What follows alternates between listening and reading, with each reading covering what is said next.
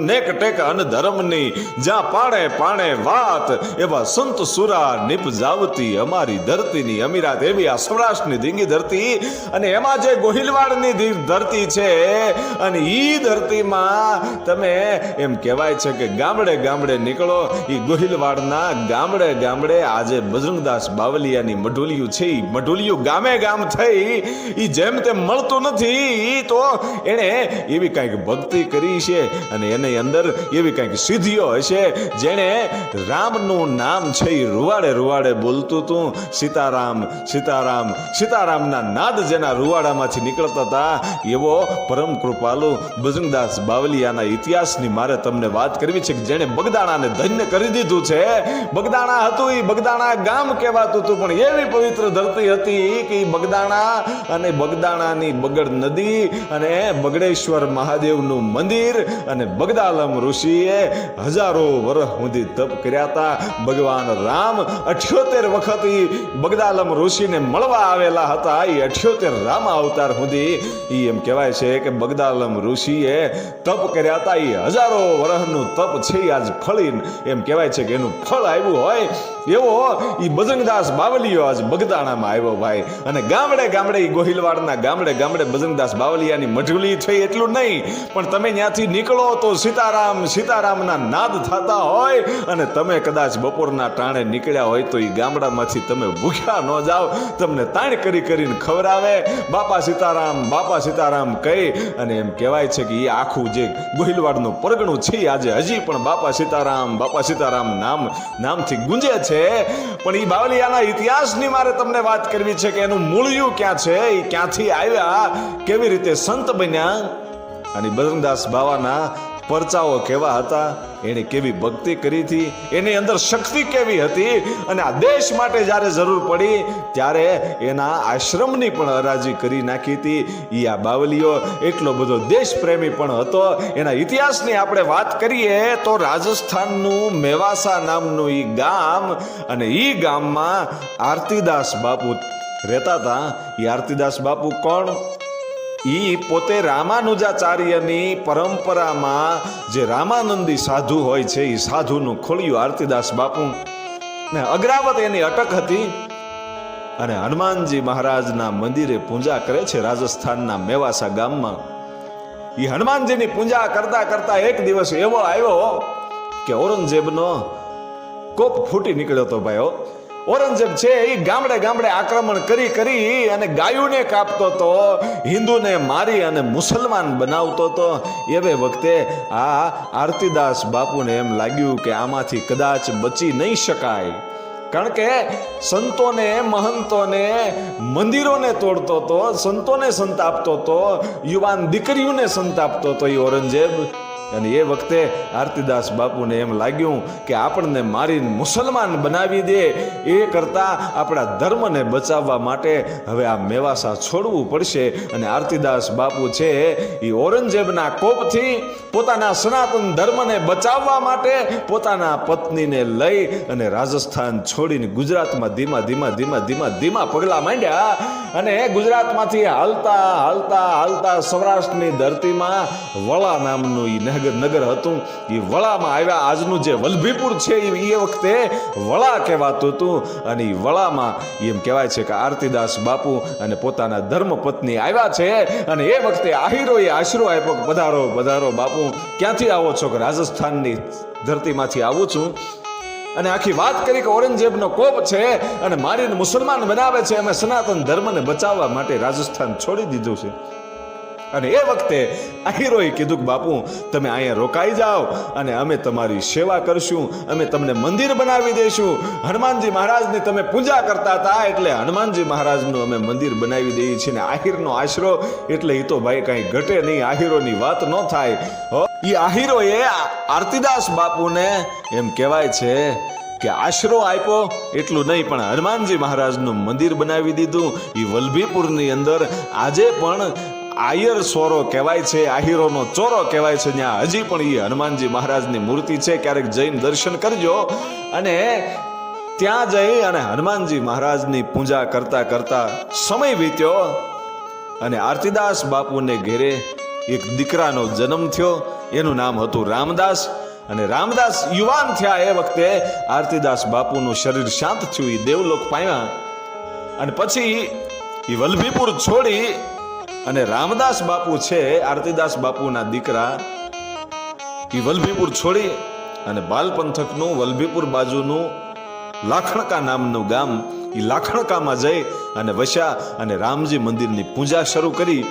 અને એ રામદાસ બાપુના ઘરે એક દીકરાનો જન્મ થયો, એનું નામ લક્ષ્મણદાસ. અને એ લક્ષ્મણદાસ બાપુને 3 દીકરા થયા. એ મોટા દીકરા આત્મારામ, એનાથી નાના હીરાદાસ અને એનાથી નાના નારણદાસ. આ 3 દીકરાઓ થયા. અને એમાંથી જે હીરાદાસ હતા, એ હીરાદાસના લગ્ન ઘોઘા તાબાનું માલપર નામનું ગામ, અને માલપરમાં શિવકુરબા સાથે થયેલા લગ્ન. અને હીરાદાસ બાપુનું અને શિવકુરબાનું એમ કહેવાય છે પવિત્ર જીવન ધીમે ધીમે ધીમે પ્રભુની ભક્તિમાં એમ કહેવાય છે કે લીન થયેલા છે. અને જે શિવકુરબા હતા, હીરાદાસ બાપાના પત્ની, એ શિવકુરબાને 2 ભાઈઓ હતા અને બેન તો એકના એક હતા. અને 2 ભાઈઓ હતા, એમાંથી શિવકુરબાના જ્યારે લગ્ન થયા ત્યારે મોટા ભાઈના સાથે લગ્ન થયેલા અને નાનાના લગ્ન બાકી હતા. અને અહીંયા બરોબર શિવકુરબાને પોતાના પેટમાં ગર્ભ છે, 9 મહિના થઈ ગયેલા છે, પેટમાં બાળક છે. અને એ વખતે શિવકુરબાના નાના ભાઈના લગ્ન આવ્યા અને શિવકુરબાએ કેવડાવ્યું કે મારે પેટમાં 9મો મહિનો જાય છે, હું આવી શકું એમ નથી. અને ભાઈએ હઠ લીધી કે બેન જ્યાં સુધી ન આવે ત્યાં સુધી હું પરણવા ન જાઉં. અને મોટો ભાઈ છે એ બેનને એમ કહેવાય છે તેડવા માટે લાખણકા આવે છે અને કહે છે કે બેન, આ વરરાજો માનતો નથી, રિહાણો છે, અને તમારે લગ્નમાં આવવું પડશે. અને એ વખતે એ બળદગાડામાં બેહી અને શિવકુંવરબા છે, પોતાના પેટમાં સંતાન છે, અને કીધું કે ભાઈનો જો પરણી જાતો હોય તો હું આવું. એ પેટમાં 9 મહિના છે અને ધીમે ધીમે ધીમે ધીમે ગાડું છે એ હાલ્યું જાય છે. અને ભાવનગરથી 7 કિલોમીટર દૂર જ્યારે આગળ નીકળ્યા અને અધેવાડા નામનું એ ગામ આવ્યું. અધેવાડા ગામમાં માલેશ્રી નામની નદી અને નદીના કાંઠે ઝાંઝરિયા હનુમાનજીનું મંદિર. અને એમ લાગ્યું કે હવે જરાક પાણી પીવા માટે ખોટી થઈ ઊભા રહી પોરો ખાવા માટે. અને ઝાંઝરિયા હનુમાનજીના મંદિરમાં જઈ અને શિવકુરબા છે એ બેહે છે. ઈ બરાબર ત્યાં બેહવું અને પ્રસૂતિની પીડા ઉપડી અને પેટમાં દુખાવો શરૂ થયો. અને જ્યારે એમના મોટા ભાઈ હતા, એણે માલેશ્રી નદીમાં કપડાં ધોતા જે બહેનો હતા એને બોલાવીને કીધું કે પ્રસૂતિની પીડા થઈ છે, બહેનો આવો. અને 4-5 બહેનો છે એ ત્યાંથી આવે છે. એક ડોશીમાં વડીલ છે, દૂધીમાં એનું નામ હતું, કણબીના એ ડોશી હતા. અને એણે પ્રસૂતિ કરાવી અને ઈ પ્રસૂતિ કરાવી અને ઈ દીકરાનો જે જન્મ થયો ઝાંઝરિયા હનુમાનજી મહારાજના મંદિરમાં અધેવાડા ગામ. અને એમ કહેવાય છે કે બજરંગદાસ બાવલિયાનો આ જન્મ થયો છે. એનું નામ બજરંગ નહોતું, એ વખતે ભક્તિરામ નામ રાખવામાં આવ્યું હતું. અને બેને પછી પોતાના મોટા ભાઈને સાથે સમાચાર મોકલાવી દીધા કે મને પાછા મૂકી જાઓ અને તમે જાઓ અને વરરાજાને કહેજો કે ભાણિયા ભાઈનો જન્મ થયો છે. જોજો અહીંયા બરાબર મામાના લગ્ન છે, અહીંયા બજરંગદાસ બાવલિયાનો અવતાર થયો. અને એમ કહેવાય છે કે એવો એ પવિત્ર દિવસ હતો. કારતક સુદ પૂનમ અને મંગળવારનો દિવસ. અને સાલ કદાચ 1906ની સાલ હતી. અને બજરંગદાસ બાવલિયાનો અવતાર થયો. ભાઈ ભક્તિરામ નામ રાખ્યું છે. અને પછી તો પોતાના ગામ લાખણકામાં ધીમે ધીમે બાપા મોટા થાય છે. 7 વર્ષની ઉંમર થઈ. પણ અહીંયા તો ભાઈ સીતારામ સીતારામના નાદ લાગી ગયેલા, જાણે જુગ જુગનો જૂનો ઓલિયો હોય એમ ઈ નાનો એવો બાળક છે, એ પ્રભુની ભક્તિ કરે, ભજન કરે, સ્મરણ કરે. અને 10 વર્ષની ઉંમર થઈ એ વખતે હીરાદાસ બાપુ છે એ સુરત રહેવા માટે જાય છે. સુરત સાવરિયા શેરીમાં હીરાદાસ બાપુ, શિવકુરબા અને ભક્તિરામ એ રહેવા માટે જાય છે. અને ત્યાં લક્ષ્મી નારાયણ મંદિર, ભગવાન લક્ષ્મી નારાયણ મંદિરમાં પૂજા કરે છે. અને પોતાનું ગુજરાન હલાવતા હલાવતા 11 વર્ષની ઉંમર થઈ જ્યારે બજરંગદાસ બાવલિયાની, આ ભક્તિરામની 11 વર્ષની ઉંમર થઈ એ વખતે સાધુના અખાડાઓ છે, જે જોગીની જમાત હોય એ અખાડાના જોગી છે, એ 3 પાનનો જે વડલો છે ભગવાન કૃષ્ણએ પોતાના હાથમાં, એમ કહેવાય છે કે કર્ણનો જ્યાં દેહને અગ્નિ સંસ્કાર આપ્યો તો એ જગ્યા 3 પાનનો વડલો, અને એ વડલે સાધુની જમાત આવેલી. અને અહીંયા હીરાદાસ બાપુનો દીકરો ભક્તિરામ, એ ભક્તિરામને ખબર પડીને જોગીડાની સેવાઓ કરવા માટે જવા માંડ્યો. અને એક સદગુરુ સીતારામ બાપુ જે હતા એને એમ લાગ્યું કે આ વ્યક્તિ કોઈ સામાન્ય નથી, આ કોઈ મહાન આત્મા હોય એવું લાગે છે.